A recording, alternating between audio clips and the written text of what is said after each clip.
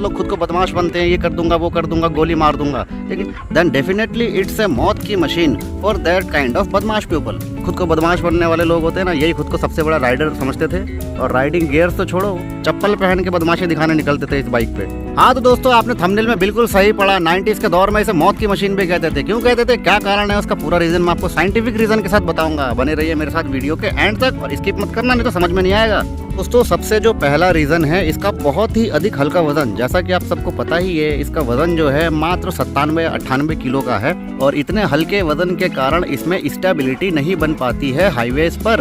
पता है कैसे?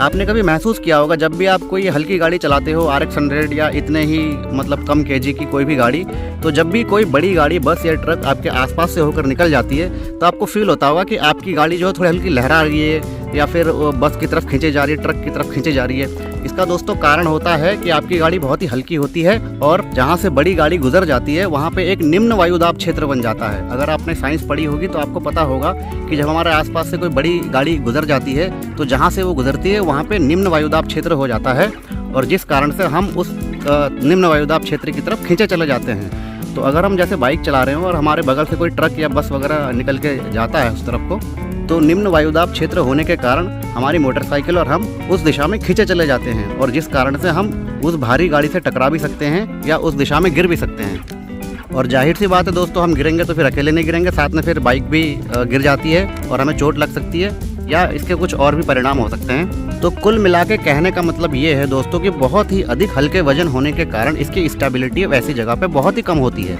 ऐसे में अगर कोई अनस्किल्ड राइडर बहुत ही फास्ट इसको दौड़ाता है 100+ की स्पीड में, तो फिर आप खुद ही समझ सकते हो कि ऐसे में उसका एक्सीडेंट भी हो सकता है।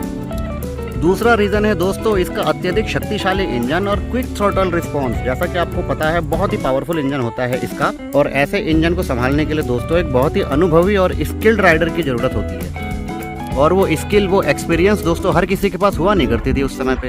अच्छा, बहुत लोग खुद को बदमाश बनते हैं, ये कर दूंगा वो कर दूंगा, गोली मार दूंगा, लेकिन जैसा कि आपको पता ही है, गोली मारने के लिए बहुत ही मजबूत हाथ और मजबूत जिगर चाहिए। उसी प्रकार से इसकी स्पीड और इसकी शक्ति को संभालने के लिए भी जिगर चाहिए और एक्सपीरियंस तो भाइयों चाहिए ही चाहिए। So if you don't have the courage and experience to handle this high performance powerful machine, then definitely it's a मौत की machine for that kind of बदमाश people। और तीसरा रीज़न दोस्तों इसका ये है ड्रम ब्रेक। जैसा कि आपको पता ही है दोस्तों, जब गाड़ी हमारी 100+ की स्पीड पे होती है, 120-130 पे, तो ये ड्रम ब्रेक जो है उतने प्रॉपर काम नहीं करते तो हैं, लेकिन वो वाली बात नहीं आती जो डिस्क ब्रेक और ABS वाले ब्रेक्स में होती है। और ऐसी हाई स्पीड में अगर अचानक से कोई गाड़ी के सामने आ जाए तो आप समझ सकते हो दोस्तों, जो अनस्किल्ड ड्राइवर या राइडर होता है वो थोड़ा सा होपलेस हो जाता है और गाड़ी का एक्सीडेंट करा बैठता है और फिर अगेन वही कहानी बनती है, इट्स ए मौत की मशीन। इसीलिए दोस्तों प्रॉपर सेफ्टी ना होना, जैसे कि ABS, डिस्क ब्रेक वगैरह, ये भी एक कारण रहा है इसका मौत की मशीन बनने का उस दौर में। इसका चौथा रीज़न दोस्तों ये है, 90s के टाइम पे ना लोगों का इतना ज़्यादा बजट नहीं होता था कि वो इसे प्रॉपर जो है मेंटेन करे, टाइम पे सर्विस करवाए, टाइम पे इसके टायर वायर घिस जाए तो उसको चेंज करवाएं। और दोस्तों आपको पता ही है, जब टायर की ग्रिपिंग बिल्कुल अच्छी होती है तभी एक मजबूत पकड़ बन पाती है रोडों पर और गाड़ी बहुत अच्छे से हमारी भागती है। और अगर ऐसा ना हो तो कभी भी आपकी गाड़ी स्किड हो सकती है, जरा से धूल पे या जरा से भी कीचड़ या पानी पे आपकी गाड़ी फिसल जाती है और फिर एक्सीडेंट हो सकता है। तो दोस्तों ऐसा उस 90s के दौर में बहुत होता था। लोगों के पास प्रॉपर मतलब पैसे उस प्रकार से होते नहीं थे इस बाइक को मेंटेन करने के लिए और जिस कारण से टायर वगैरह वो डलवाते नहीं थे। वैसे ही जो गंजे से टायर होते, घिसे हुए टायर, उसी में लोग चलाते थे और जिस कारण से भी काफ़ी सारे एक्सीडेंट्स हुए हैं और फिर इसको वही कहा गया है मौत की मशीन। और दोस्तों अगला रीज़न है इसकी मौत की मशीन बनने का कि 90s के दौर पे दोस्तों अच्छी रोडें हुआ नहीं करती थी। जैसा कि आजकल आप लोग देखते हो ना, 4 लेन हाईवे बना हुआ है, आपको पता है सामने से कोई भी नहीं आएगा और इस साइड से भी कोई नहीं आएगा क्योंकि डिवाइडर होता है और दूसरी साइड तो वो लोहे का कुछ लगा रहता है बैरिकेडिंग टाइप का, ताकि उधर से कुत्ता, बिल्ली, गाय, भैंस, बकरी कोई भी ना आए और आप आराम से सेफली चला सकते हो और 100+ से भी आप गाड़ी दौड़ा सकते हो। लेकिन दोस्तों 90s के दौर में ना इतनी अच्छी रोडें थी नहीं। 4 लेन हाईवे तो छोड़ो, जो 1 लेन की रोड भी होती थी ना, वो भी टूटी फूटी होती थी, जगह जगह पे गड्ढे होते थे और कुछ नहीं पता होता था कौन से कब कोई जानवर अचानक से गाड़ी के सामने आ जाए और एक्सीडेंट हो जाए। और दोस्तों आप खुद सोचो कि अचानक से अगर आप सपोज दैट गाड़ी चला रहे हो 100-120 की स्पीड पे और अचानक से कोई गड्ढा आ जाए तो ऐसे में आप कैसे कंट्रोल करोगे? इसमें ना तो डिस्क ब्रेक है ना ABS है, ऊपर से इसका इतना हल्का वजन, तो ऐसे में दोस्तों एक्सीडेंट हो जाना लाजमी है। फिर वही वाली बात आ जाती है कि मौत की मशीन। और 90s के दौर में दोस्तों इसकी मौत की मशीन बनने का अगला सबसे बड़ा कारण मुझे ये लगा था कि उस समय अवेयरनेस की बहुत ज़्यादा कमी थी।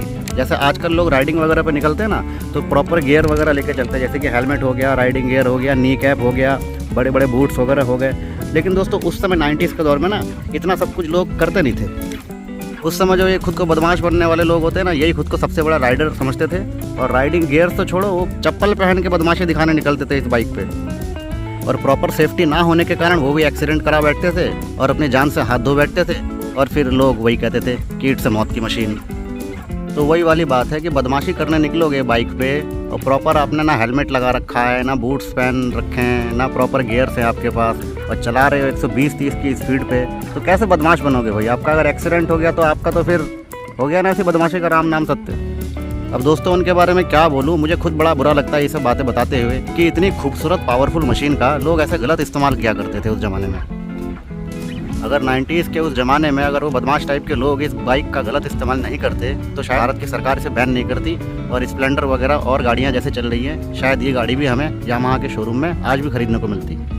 दोस्तों देखा जाए तो मौत की मशीन जैसी कोई चीज़ नहीं होती। अगर इंसान के हालात और वक्त ख़राब हो ना तो किसी भी मशीन पे उसकी मौत हो सकती है और किसी भी गाड़ी पे वो बेचारा अपने जान से हाथ धो बैठ सकता है।